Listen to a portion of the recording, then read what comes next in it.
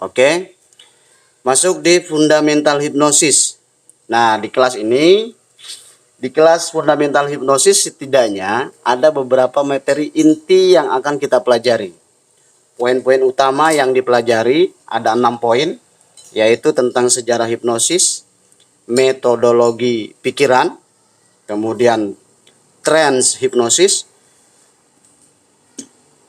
kemudian 4 formal hipnosis, yang kelima informal hipnosis, dan yang keenam basic hipnoterapi. Nah, ini materi-materi ini yang perlu kita pelajari.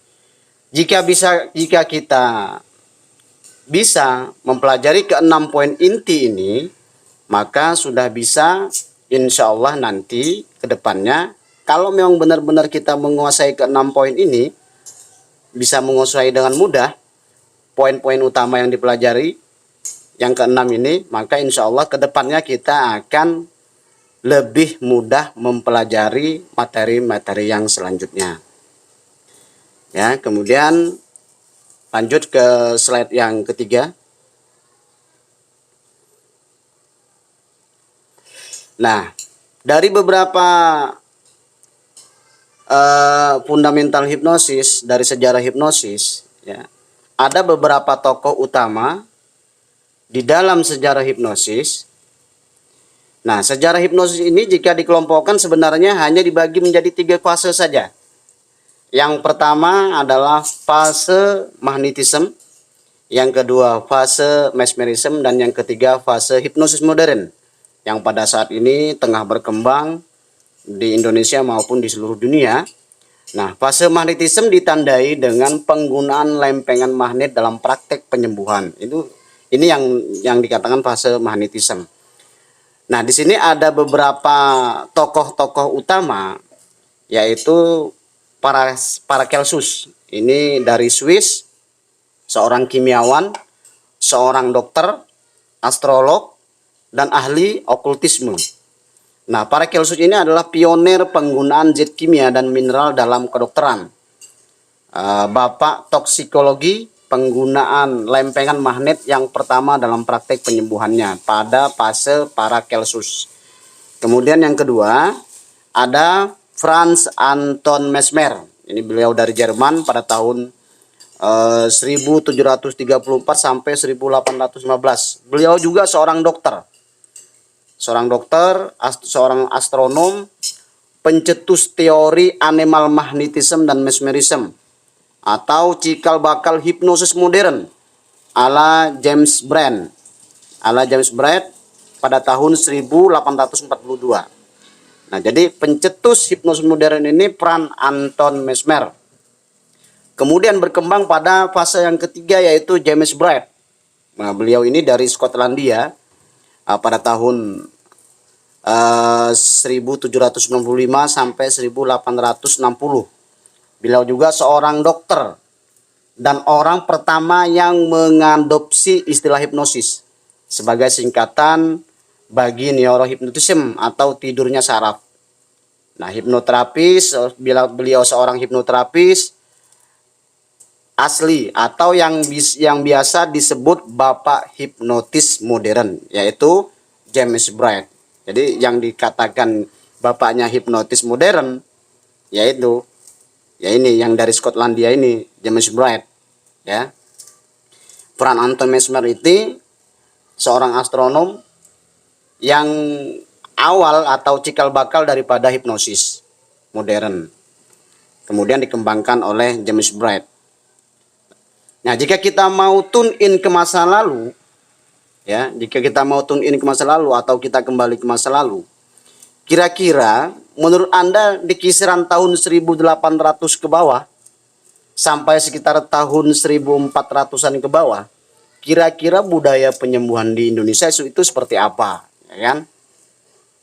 Kalau kita melihat atau kita kembali ke masa lalu pada zaman dulu, zamannya Nusantara. Nah, kalau kita lihat dari sejarah ini, ya, para tokoh ini, beberapa tokoh-tokoh utama ini adalah semuanya seorang dokter. Paracelsus seorang dokter, Franz Anton Mesmer dokter, James Braid juga seorang dokter. Jadi pada awalnya keilmuan hipnosis hipnoterapi ini, baik okultisme, baik magnetisme ataupun mesmerism dan hipnosis modern ini kebanyakan yang mempelajarinya adalah orang-orang yang dari dunia kedokteran.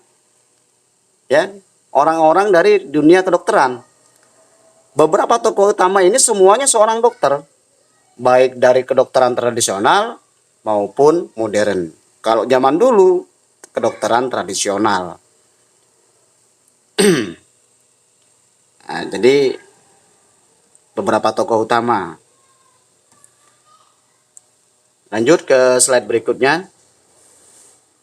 Nah, slide berikutnya Fundamental Hypnosis Training Program, hipnosis atau hipnosis dasar.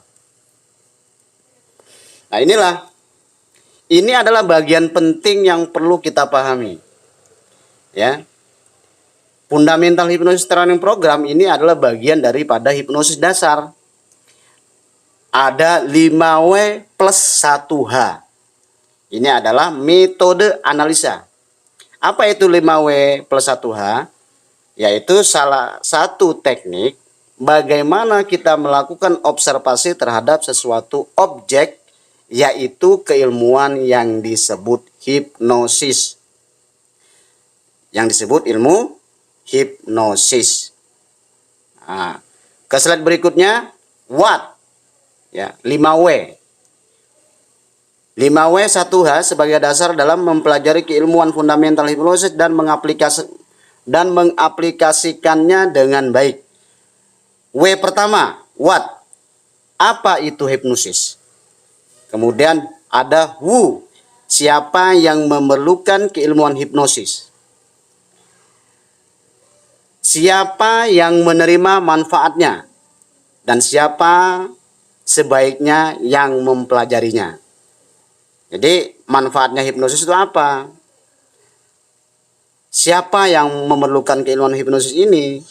Kemudian siapa yang sebaiknya yang mempelajarinya?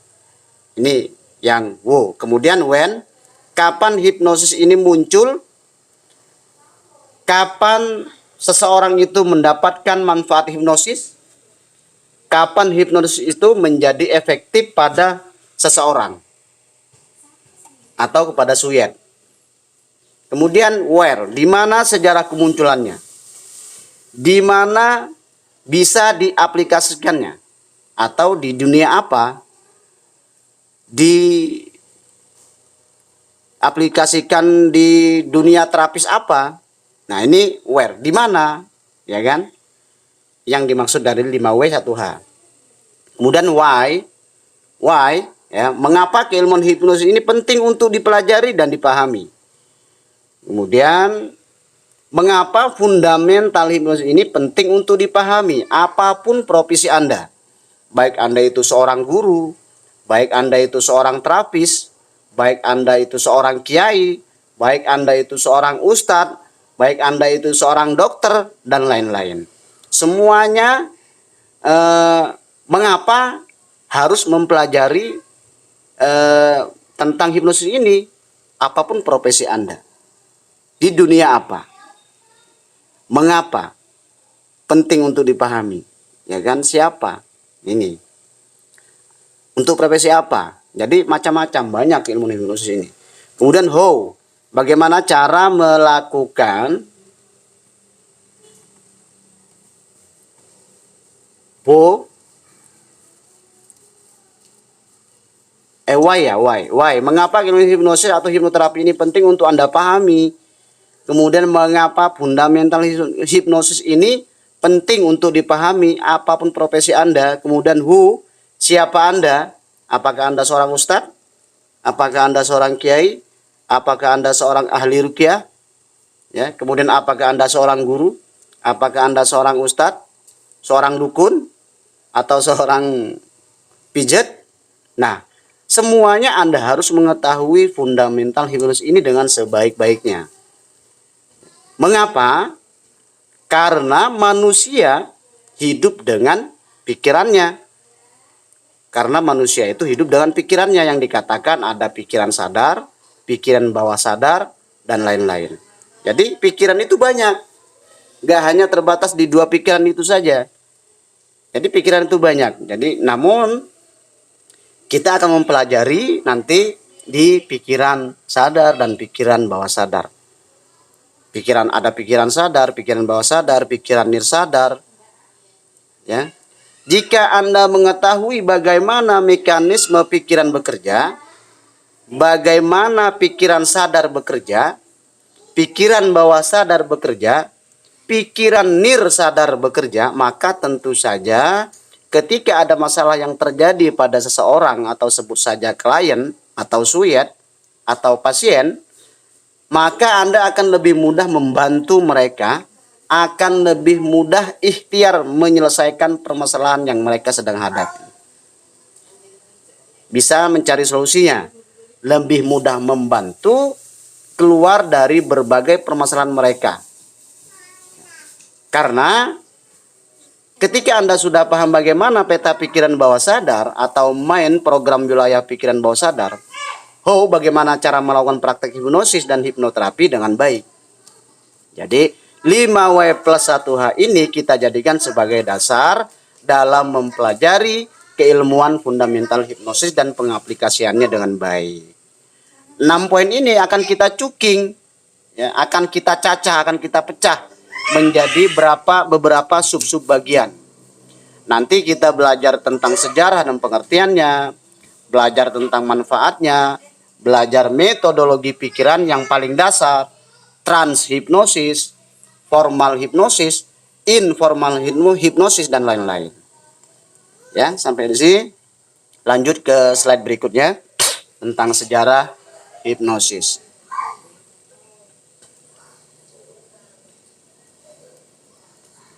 Nah, sejarah hipnosis. Jadi sejarah hipnosis ini mengalami beberapa fase. Yang pertama yaitu fase okultisme. Di mana fase okultisme ini adalah penyembuhan yang berbasis kepercayaan mistis, berbasis supranatural, ritual, mantra, azimat, dan doa-doa. Ini ada pada masa okultisme atau zamannya okultisme. Nah, perjalanan tentang sejarah keilmuan hipnosis menempuh perjalanan cukup lama dari zaman dahulu kala. Baik yang berbasis penyembuhan okultisme, penyembuhan metafisika kuno, atau berbasis penyembuhan kepercayaan mistik, supranatural, ritual, penggunaan mantra-mantra, penggunaan azimat dan doa-doa, memang tidak logis sama sekali. Akan tetapi fakta dan kenyataannya pada masa tersebut sangat memberikan dampak yang sangat luar biasa pengaplikasiannya dalam metode penyembuhan. Nah, sehingga waktu terus berkembang, penyembuhan itu terus bergeser menjadi fase magnetisme, yaitu penyembuhan kuno menggunakan media lempengan atau batangan magnet. Ya, atau batangan magnet. Wawasan keilmuan manusia berkembang, keyakinan dan kepercayaan juga terhadap kekuatan metafisika atau metafisik dari roh-roh yang diyakini memiliki kekuatan sudah mulai berkembang. Kalangan terpelajar mulai berpikir logis dan berpikir realistis. Maka kemudian praktek okultisme pada masa itu sangat berkurang. Sangat banyak berkurang. Berganti pada era magnetisme, mengalami pergeseran dari okultisme ke era magnetisme ini, yaitu penyembuhan kuno menggunakan media lempengan atau batang magnet. Ini sedikit maju ya.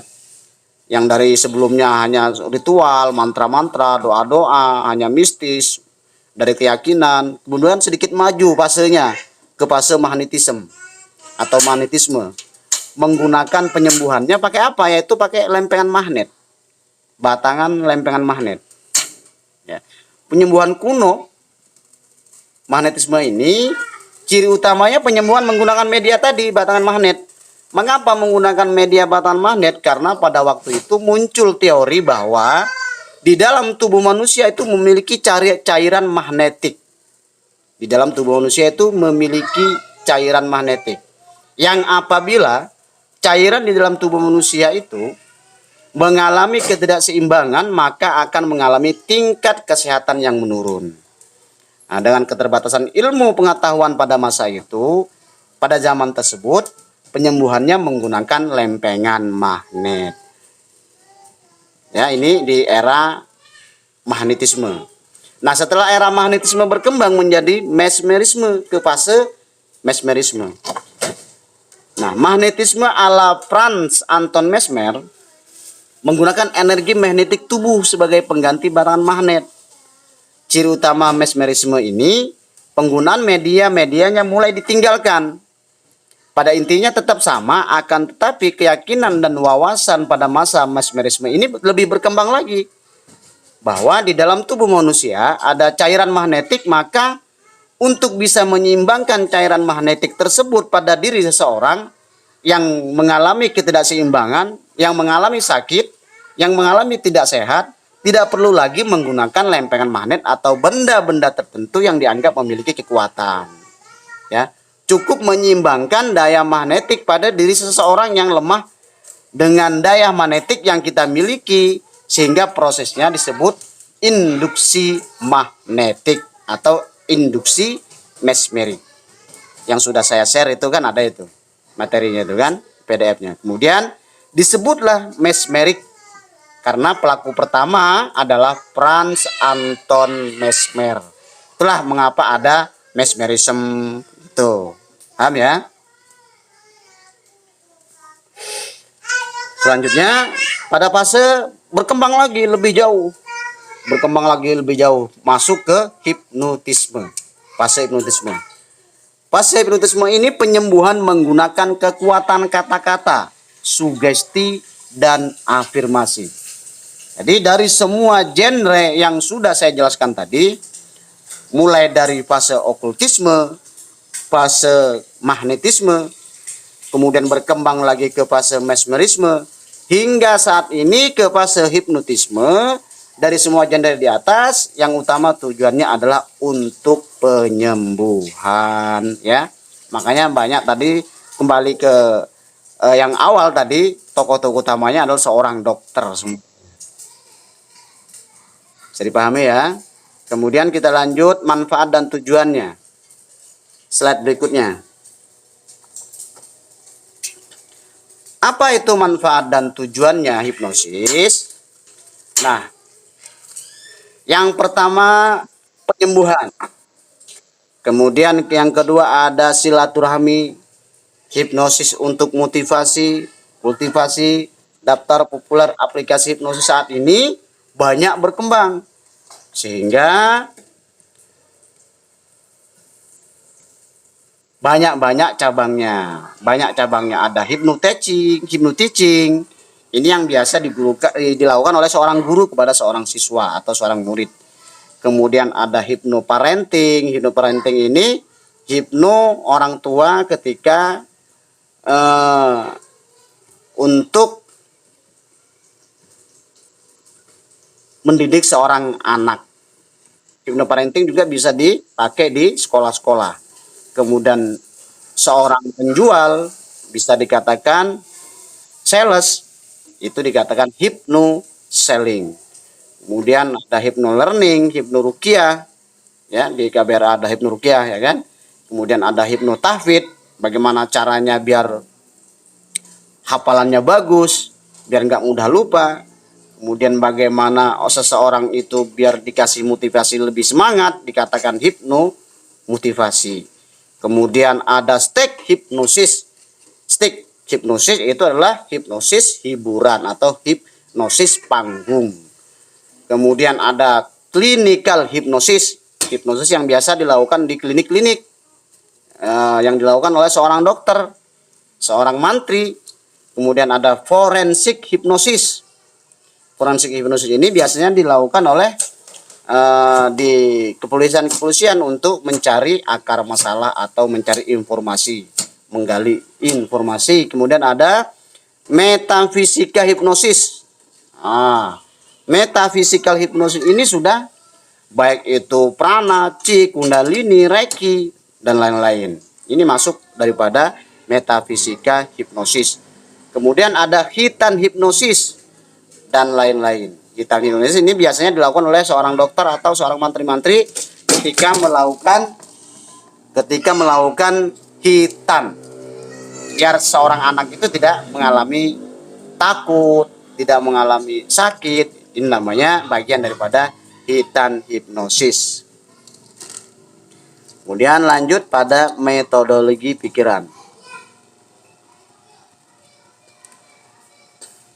Nah, metodologi pikiran, hipnosis, ya. Jadi di dalam hipnosis kita akan mempelajari metodologi pikiran. Apa itu metodologi pikiran? Adalah dasar yang sangat fundamental dalam kehidupan hipnosis. Definisi terbaru tentang hipnosis di abad sekarang atau yang di abad kekinian saat ini, sehingga bisa dikembangkan ke banyak hal, tidak hanya di dunia penyembuhan saja, karena paradigma tentang hipnosis sudah banyak berkembang. Kalau dulu seputar okultisme, ya, kemudian seputar magnetisme, seputar mesmerisme, kemudian hipnosis dengan kata-kata, hanya itu saja. Nah, sekarang sudah banyak berkembang. Kenapa? Karena sudah diketahui bahwa sebetulnya tidak sesimpel yang kita pelajari. Kegunaan dan manfaatnya tidak terbatas di situ-situ saja, tidak terbatas di magnetisme, mesmerisme. Supaya kita bisa mengembangkan hipnosis ke banyak bidang, kita harus paham betul tentang pengertian hipnosis itu apa, ya. Kemudian sehingga nanti bisa dikembangkan ke banyak hal, tidak hanya terbatas di bidang penyembuhan saja. Hipnosis yang dikembangkan pada saat ini yaitu membypass critical area. Membypass critical area. Hipnosis adalah seni membypass critical area sehingga ide, gagasan, saran, masukan, perintah, sugesti dapat diterima dengan baik dan dapat menjadi program di pikiran bawah sadar Suyet. Ya. Apa itu Suyet? Suyet adalah seorang klien atau di dalam dunia hipnosis disebut subjek atau disebut Suyet. Mengapa disebut subjek? Padahal subjek itu adalah pelaku. Mestinya yang disebut subjek itu adalah kita atau seorang penterapis, orang yang melakukan hipnosis itu sendiri. Kok malah justru pasiennya atau klien yang disebut pelaku? Karena sesungguhnya yang terjadi di dalam dunia hipnosis itu adalah setiap orang menghipnotis dirinya sendiri. Kita hanya fasilitator. Ya, kita hanya fasilitator. Jadi ada sesuatu yang salah ketika Anda memahami bahwa saya tidak bisa menghipnotis dia Ustadz misalkan. Saya tidak bisa menghipnotis si A Kiai. Nah, ini pemahaman seperti ini dari awal sudah salah. Salah paham. Mengapa? Karena dianya tidak mau menghipnotis dirinya sendiri. Nah, kalau tidak mau bagaimana mau dihipnotis? Maka tidak akan pernah terjadi hipnotis. Ya, jadi ya bagaimana caranya biar mau? Ya dibimbing supaya dia mau menghipnotis dirinya sendiri. Ya, jadi jika Anda mendasarkan bahwa kemampuan hipnosis ini milik Anda atau milik kita dan orang itu adalah fasik, pemahaman seperti ini sudah bisa dikatakan keliru. Ya, ketika Anda sedang diskusi, berarti sebuah ide atau gagasan. Ketika kita memberikan nasihat, itu berarti berupa saran atau masukan. Ketika Anda seorang atasan, berarti Anda memberikan perintah. Ini ya tadi yang dimaksud. Hipnosis adalah seni membypass critical area sehingga ide, gagasan, saran, masukan, perintah, sugesti dan dapat diterima dengan baik. Nah, ketika kita sedang diskusi berarti kita sebagai sebuah ide atau gagasan. Ketika kita memberikan nasihat berarti kita memberikan berupa saran atau masukan. Ya. Atau ketika kita seorang atasan memerintahkan kepada anak buahnya, kepada karyawannya, itu berarti kita atau Anda sudah memberikan perintah. Itu hipnosis. Ya. Kemudian perintah itu disebut sugesti. Baik itu ide, gagasan, saran, perintah, itu semuanya disebut sugesti. Ketika diberikan oleh seorang orang lain kepada subjek atau lawan bicaranya. Ya, jadi secara umum pikiran manusia itu yang tadi pikiran dibagi menjadi dua, yaitu pikiran sadar dan pikiran bawah sadar.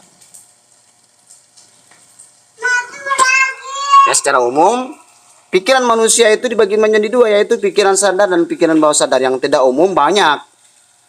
Yang tidak umum banyak. Ada pikiran sadar, pikiran bawah sadar, pikiran nisadar, pikiran super sadar. Ya.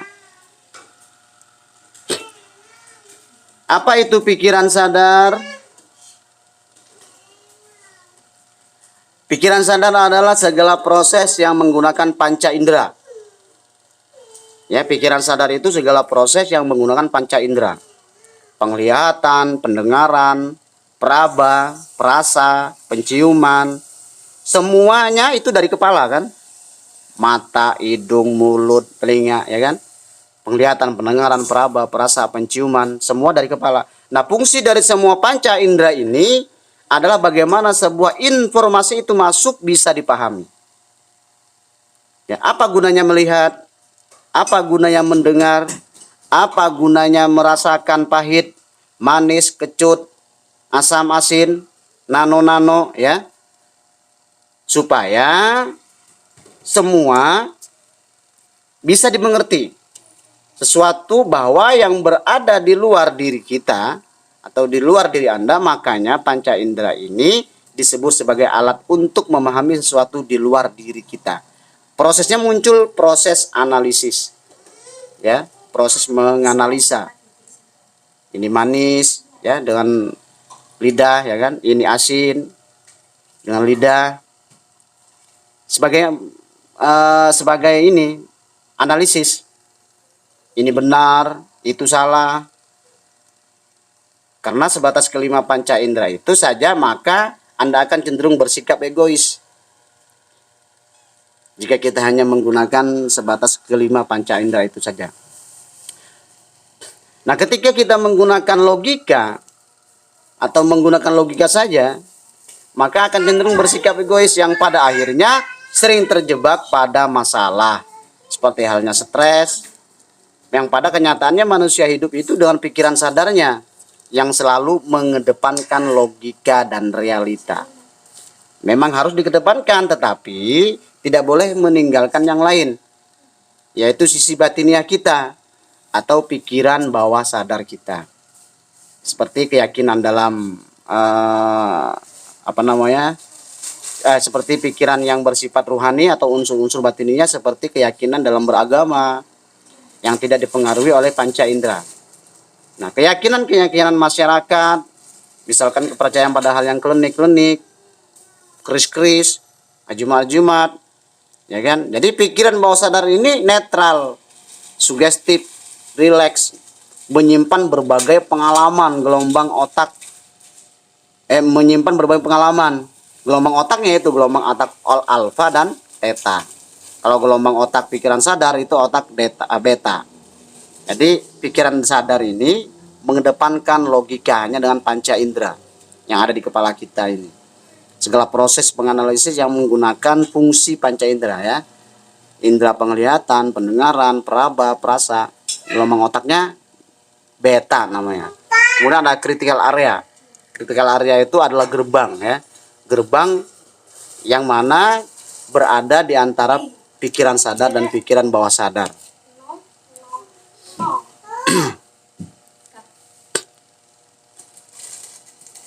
Pikiran bawah sadar ini 88%. Sedangkan pikiran sadar hanya 12% saja. Disitulah kita akan mempelajari bersama tentang gelombang otak. Nanti ini di pelajaran di basic hipnoterapi, ya. Di basic hipnoterapi. Kemudian ke slide selanjutnya.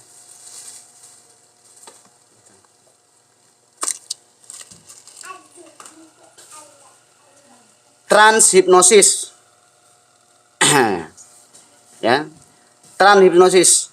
Ketika seorang dikatakan bisa masuk pada kondisi hipnosis, bisa dilihat dari tanda-tandanya. Ya. Tanda-tanda ini disebut indikator transhipnosis. Yaitu level pikiran bawah sadar yang paling ringan disebut hipnoidal. Nah, hipnoidal ini kondisi hipnosis secara alami. Seperti halnya orang yang melamun, berhayal, berandai-andai, ya. Ini masuk pada yang disebut kondisi transhipnosis. Jadi kalau ada orang melamun, misalkan Ustadz Abdurrahman misalkan melamun, berhayal misalkan, ini masuk dalam kondisi transhipnosis. Ya. Ini yang disebut hipnoidal. Ya, diingat-ingat ya. Pikiran bawah sadar yang paling ringan. Orang yang mengalami transhipnosis yang